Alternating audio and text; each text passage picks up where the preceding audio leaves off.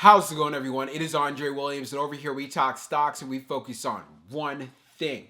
Always protect your profits. And today we're going to be talking about Senseonics. I know it has been a minute. There have been some updates that came out. CEO said that we should be expecting a decision from the FDA in the coming weeks. We ended up seeing a spike. Of course, we did have the sell-off, and here we are right now. It showed a lot of strength. We saw a big recovery in the market. So let's do this update. I won't waste any more time. Let's jump into the agenda. If you're new to this channel, I just want to let you know we have timestamps down below inside the description. But if you're a shareholder or you're thinking about taking a position, I highly suggest you watch this full entire video. So the first thing we're going to go over is the technical analysis. We're going to be taking a look at the overall price action. We want to know support. We want to know resistance. We want to know what it looks like in the bearish case scenario and as well as in the bullish case scenario. And then we're going to be going on Fintel, taking a look at the short interest information. The reason why this is important because it does have an impact on the way the stock performs.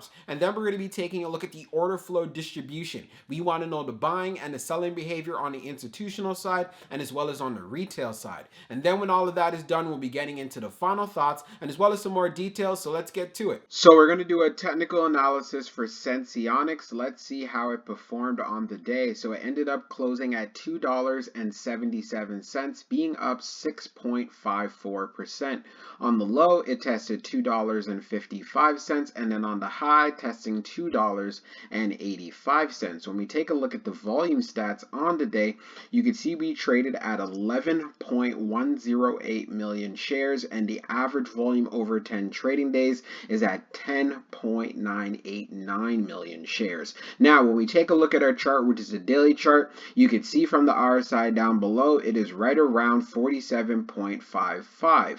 And then when we take a look at our moving averages here on the chart, we are below the 100-day, the 50-day, the 200-day. But as you can see, we are just below the 21-day EMA since we closed at 277 and it is at 278. So what you want to see from Senseonics, you want to have price action above the 21-day EMA, and most preferably, I know you can agree with me, we want to see Senseonics get back to the $3 level. Of course, being above 304 will put it in a good reversal and back into a bull market. As for now, it is bearish, and what you want to look for as far as passing resistance is right here around $2.88. We ended up seeing resistance at $2.85 on the day, so this is why I'm saying it is very achievable for us to get past this $2.80 and then make that move to 3. But we know 3 will be a psychological area. I won't be surprised if there is some profit taking here, but I would really love us to hold support at $3 and then make that move back up, especially since we should be getting a decision from the FDA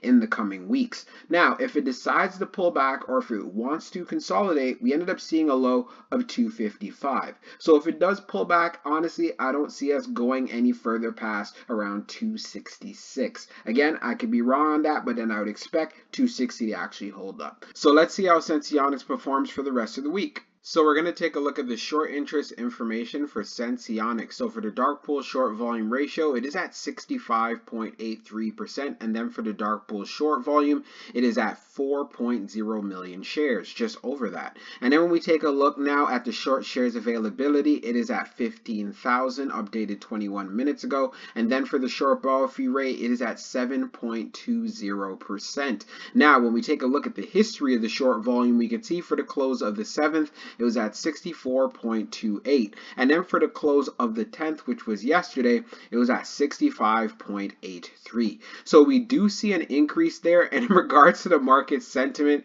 it is very negative for Senseonics. But again, we know there's going to be a lot of volatility overall since we are looking forward to seeing that update from the FDA in regards to the approval, which the CEO spoke about. So this is why I'm saying you want to make sure you time your entries correctly and just know that the volatility is going to continue, especially as these weeks go on. So let's jump into the order flow distribution. Now let's take a look at the order flow distribution for Senseonics. So we can see here on the inflows at 4,585 and then on the outflows at 5,302. So of course we had an outflow day. Taking a look at the breakdown, it was 0 on the large, 2,746 on the medium, and then it was 1,839 209 on the small. Taking a look at the outflow side on the large, it was 228. On the medium, it was 3,709. And then on the small, it was at 1,365.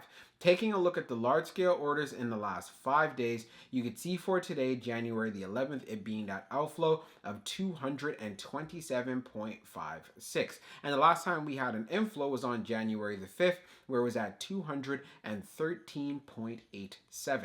Analyzing the numbers even further for the small scale orders that tends to represent the retail side, we had more buying than we had selling. And then when we take a look at what happened on the medium, we had more selling than we had buying. And of course, for the large, which potentially could be representing institutions, we had more selling than we had buying. And taking a look at the turnover ratio, it was at 2.50%. So this is not too bad for a stock like Senseonics. We know many are holding on to their positions, awaiting for that FDA decision. So the pullback that we ended up seeing in Senseonics is an opportunity if you're trying to ride that run up. So this is why I'm saying you also are going to have a lot of traders that are going to be going in and out. But for the most part, this is why you have a game plan and why you watch these videos, so you can take advantage of the opportunities when they arise. So now let's go into the final thoughts and we'll go over some more details as well. So for my final thoughts for Senseonics, there's a few points that I want to get out of the way. First, we want to see this stock hold up support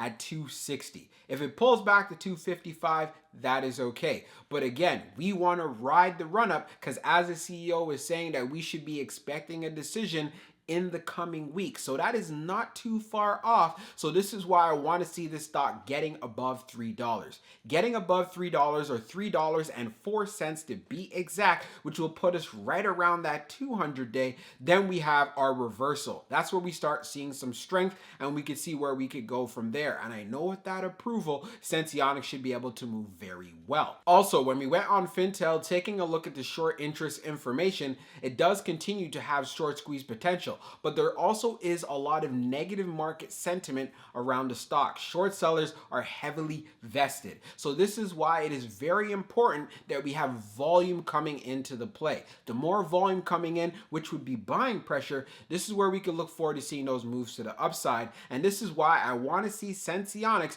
being able to get above $2.88. I know it did end up seeing a high on the day. I think it was around 285, 286. You guys can correct me on that, but I think it was around that range. And then of course, if we could have price action above that, this is where I could say, you know what, we could start testing right at 3. But if there are many traders inside of this play, I already know there's going to be a lot of profit taking and so forth, but this is why I say the buying pressure can get us past $3. That is what we are looking for. So let's continue to be patient if you are inside of this play. The CEO did say, you know what, the FDA is dealing with a backlog, and that's why as far as for the decision, it has been delayed for quite some time. I'm down to wait, so just make sure if you are going to be inside of this play, you're doing your homework, you're doing your due diligence, and if it does pull back, you'll be confident enough to buy the dip. And if you are not going to be confident enough to buy the dip, then you shouldn't be touching this play in the first place. So I hope you guys enjoyed this video, and we'll be talking real soon.